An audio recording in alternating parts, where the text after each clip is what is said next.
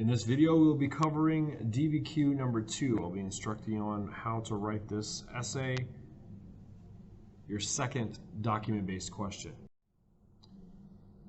This type of DBQ is going to be a causation, where you're going to be determining the causes or effects of a particular historical development. Your prompt for DBQ 2 is going to be evaluate the extent to which U.S. foreign policy was a response to the threat of communism during the period between 1945 and 1960. You can see that it's going to be causation, the response to the threat of communism. Remember, step 1 of writing a DBQ is you're going to brainstorm the time period, so you need to write down as much as you can remember in the early Cold War period of 1945 to 1960. Write down anything you can remember about the early Cold War, pause the video, and write down your brainstorm now.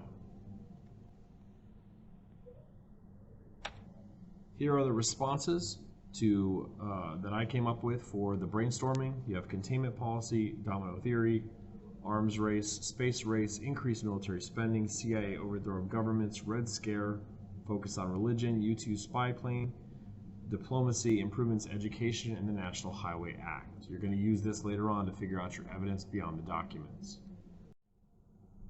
All right, let's come up with the precontextualization. Remember, you must figure out what the prompt is asking. It's looking for the responses to communism in the early Cold War period. So you have to figure out what caused the situation in the prompt. So what would be the causes of the Cold War? You're going to ace that cause of the Cold War and come up with a transition sentence. So the cause of the Cold War is the events that surround the Potsdam Conference. So really kind of the beginnings of the Cold War is that distrust between Truman and Stalin at the end of World War II. Remember, Stalin knew about the bomb, Truman did not tell him about it, and this is kind of where that mistrust began. Now you need to look through your documents and figure out how to categorize them. We came up with 3 categories for you: containment, military spending, and domestic issues. Figure out where the 7 documents fit into these 3 categories and put them in the chart.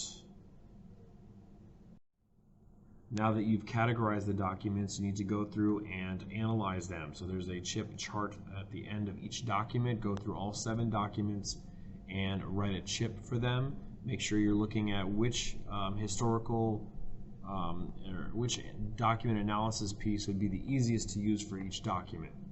You're going to use those in the body paragraphs. Now you need to come up with your evidence beyond the documents. You're going to compare your brainstorm chart in step 1 to the documents that you've already analyzed in your chip charts. So what topics were not addressed by the documents? As I went through the documents, what I came up with was the Korean War, McCarthyism, HUAC, the loss of China, the French Indochina War, Hungarian Revolt, or the 1959 Cuban Revolution. You can use any of those as your evidence beyond the documents paragraph. Remember, you have a 15-minute reading period. In that reading period, you should be doing these 4 steps. You should brainstorm, categorize the documents, analyze the documents, and just determine your evidence beyond the documents before you start writing your paper. Since you're going to be writing about the responses to communism, so these are the effects of the threat of communism, there are 3 categories here. You got to pick the strongest, the middle, and the weakest. I would say that, in my opinion, containment is the strongest effect of the threat of communism. Military spending increases would be the second strongest, and your weakest would be domestic issues. So use that as your A, B, and your C. Remember, A and B are the stronger, C is the weakest. All right, putting this all together, you remember the formula, although C plus A and B, therefore Y. Your weakest topic is going to be domestic. Your broad topics are going to be containment and military spending. And then your therefore statement is you're going to say what the effects of the threat of communism.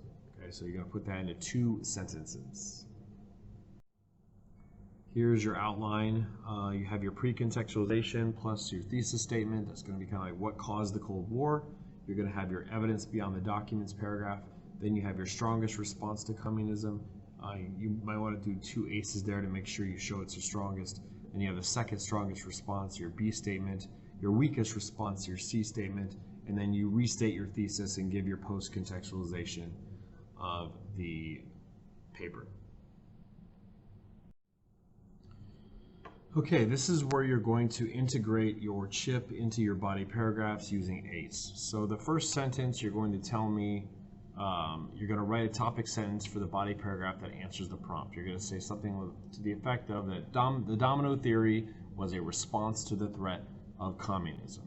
Then you're going to use the document as an example. You're going to say something to the effect of, according to President Eisenhower's speech, and then you're going to describe the content of that particular document, so the core argument of that document. So you're going to talk about what he says in that speech.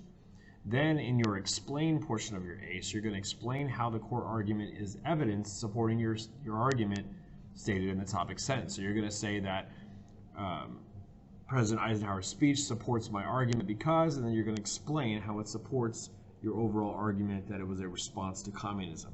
Then you're going to add one more sentence, at least one more sentence, probably two, where you're going to give me the document analysis part, the point of view, purpose, historical context, or audience there. And then you're going to tell me, and additionally, why is it significant to your argument? Okay, so you're really going to have 1, 2, 3, 4, possibly 5 sentences in this body paragraph using this document to kind of support your argument. And then at the very end, you need to put a parentheses at the end and tell me which document it is. Okay, remember the rules here. You need to use all 7 documents. As I went through and was grading them, sometimes if you mess up one of the documents, you could ruin your chance of getting the points there. You need to use at least 4 chips. Remember that 3 of them count for the score. You need to put them into your ACEs, and you can use in either the A, B, or C paragraphs. Remember, in your final paragraph, you're going to have a post-contextualization where you're going to write about something that was an effect of these policies that occurred from 1945 to 1960. So you need to think about what resulted from the policies here in this period of 1945 to 1960, and then you need to ace that paragraph. Mr. C and I came up with some options for you to use for your post-contextualizations. You need to think about answering the question here. What was the impact of the U.S. response to communism before 1960? So what were the things that happened after 1960 that would count as a continuation of maybe these policies or effects of these policies? One example would be the Cuban Missile Crisis of 1962. Definitely an effect of the policies of the 1950s was that crisis that occurred in Cuba in 1962. Another example would be the Vietnam War. This is a continuation of those policies put in place during the French Indochina War and the Geneva Accords. You can use that as a post-contextualization. An option here would be detente at the end of Vietnam as a response to what happens in the 1950s. This is kind of like the next step of policies. And then finally, you could go all the way to the 80s and the end of the Cold War as another example of post-contextualization. Remember, you must get the thesis. It'll be 1 point. It must be in your introduction and your conclusion. Your contextualization, just like your thesis, needs to be in your introduction and your conclusion. Do a pre-context and a post-context. An easy way to get a point here is through the evidence beyond the documents. Make sure you're pulling in a piece of evidence that's not included in the documents. So it has to be something that's not related to one of the documents that's already been given. It must be an entire paragraph, and it must tie back to the thesis. You can get 3 points from evidence here in the DBQ. 1 point for just accurately describing 3 documents. Most of you got these points last time. You get an additional point if you're able to support an argument in response to the prompt using 6 documents. So if you use 6 documents to support your argument, then you get a 2nd point. You get a 3rd point if you're able to use CHIP 3 times in 3 separate documents using that point of view, purpose, historical context, or audience. To get your complexity point on this DBQ, you must rank all 3 effects or ace an effect of the event in the post-contextualization. Good luck.